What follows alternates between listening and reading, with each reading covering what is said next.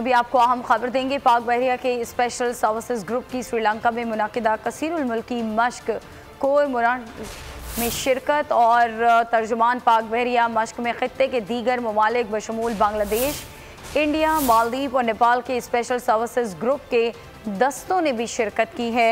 नुमाइंदा खुसूसी अहमद मंसूर मजीद आगाह करेंगे। जी अहमद।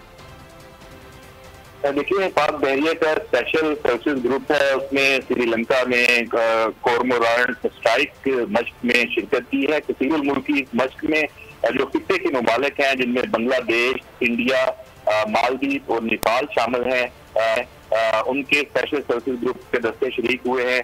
इस मश्क में ज्यादा दहशतगर्दी, डिजास्टर रिलीफ, खुफिया मिशन और दरियाओं में किए जाने वाले ऑपरेशन हैं, उनका मुजाहरा किया गया है।